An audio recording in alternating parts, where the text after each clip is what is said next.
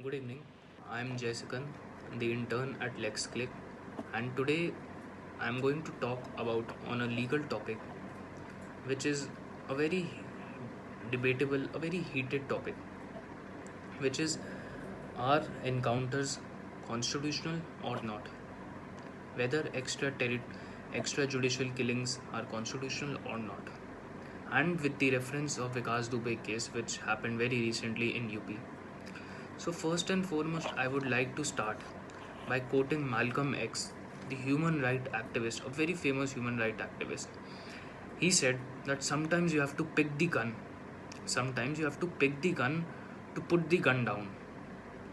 And one more quote I would like to quote him is that if someone puts their hand on you, make sure they never put their hands on anybody else. So, this is very relatable to our topic. So, coming to our topic, are extrajudicial killing constitutional or not? Are illegal encounters justified or not? So, who was Vikas Dubey first? What led what led the UP government to take such an action against Vikas Dubey? Well, Vikas Dubey was a history sheet gangster and turned into a politician in UP. What were the criminal charges against him? You name it, whether be it murder, robbery, kidnapping, land acquisition, or criminal intimidation. Everything was put up against Vikas Dubey. So, how did he emerge as a politician after being a criminal? Or it's all same. You can say that he first became a criminal and then he turned into a politician. So, first criminal charge was put up against Vikas was in the year 1990 under a very renowned political party.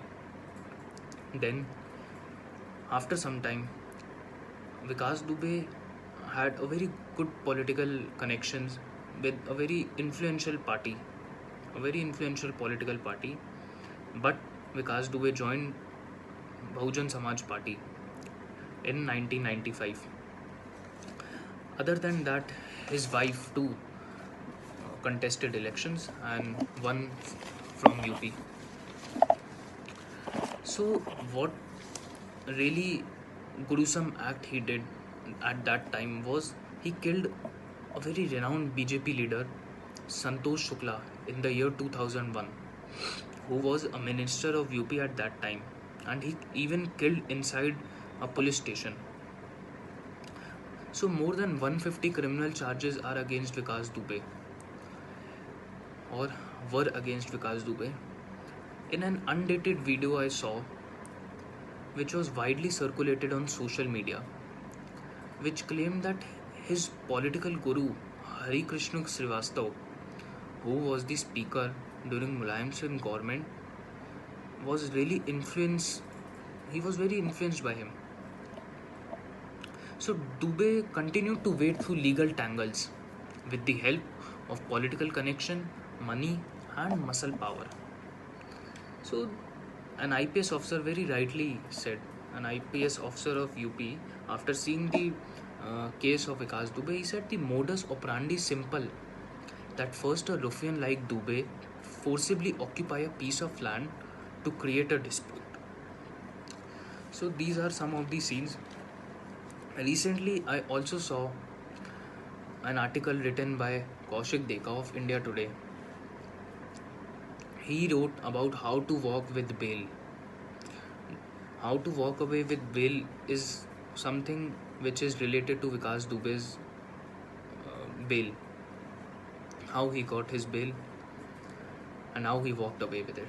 So he first narrated his events, by pointing that he first gunned Siddheshwar Pandey conviction in 2000 and he was trialed at Allahabad High Court. Later he was released on bail. Under Gangster Act, he was found fit to be given bail. In 2006, Dubey was arrested for DODA, that is drugs, for 4 months and he was released on bail. In 2017, when Yogi Adityanath governments came up, and declared a stern policy of zero tolerance towards organized crime and mafia. He was arrested under gangster and antisocial activities, wherein he spent 18 months and got bail in 2019. So, in fact, Dubey was so influential that his political power was so much there inside the police station or inside the jail that his cousin was killed while he was inside the jail, and he claimed that his wife killed it. So these are some of the gruesome acts what he did. So now coming to the event, what led that UP police took an action against Vikas Dubey. The action which led by UP police was that Vikas Dubey on 2nd of July. Now what did he do on 2nd of July that took UP government such a stern act to put up against Vikas? Was that Vikas with his gang killed 8 policemen. Post-mortem report says that Constable Mishra was shot 4 times, out of which 3 passed his body and 1 his head. Also, Mishra's leg was cut after shooting him. So you can see how gruesome it was. All 8 were brutally murdered too. So if you are not feeling justified with what I said, you must also stop watching films like Singham, Dabang and Gangajal, because they all are fight against injustice and malpractices of political parties. Because if you feel as this was a fake encounter which is against constitution, then you must believe there is a constitution, and if you believe in constitution, then you must believe in apex court, and if you believe in apex court, then you must believe in arguments which are presented right now, which were presented in court by itself. Now coming to the question, was Vikas Dubey's car switched? We all know what happened that time. Was Vikas Dubey's car switched while shifting to Kanpur or not? Now, as we all are law students, we must relate to facts, and facts are superior than anything. So, as per UP police, when a big criminal and gangster is transported through a road from one place to another, it is always advised and recommended to switch the criminal from one car to another, as his convo could get attacked or any sort of kidnapping or any invasion could happen. Now another question pops up: why was criminal why was the criminal charged, not handcuffed? We all know Supreme Court in its multiple cases has described handcuffing of under trials and convicts as inhuman, unreasonable and arbitrary. Handcuffing of prisoners without judicial consent was illegal. So let us not get into that. Other than that, why another question which pops up during our events was, why was media stopped 2 kilometers away from the accident encounter spot? So media was stopped by police in Sachandi, Kanpur around 6:30 am for check as the convoy reached toll plaza near Kanpur. Now what was the reason behind it? It was for routine checking of paper. As we all know, it was the day of 10 July, which was lockdown in UP. At least 10 news channel crews were heavily armed.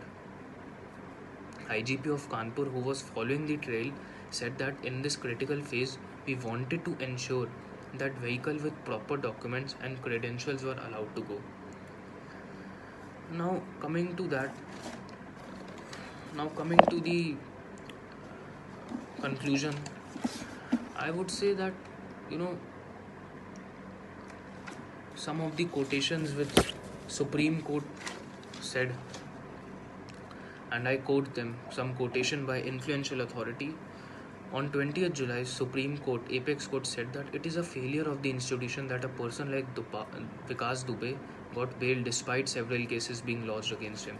That means the court were against it.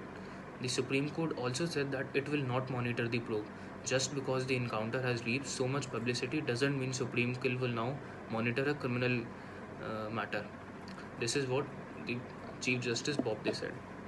Now we can all conclude to that कि बर्बाद गुलिस्तां करने को तो एक ही उल्लू काफ़ी था, यहाँ हर शाख पे उल्लू बैठा है, अंजाम में गुलिस्तां क्या होगा। Thank you.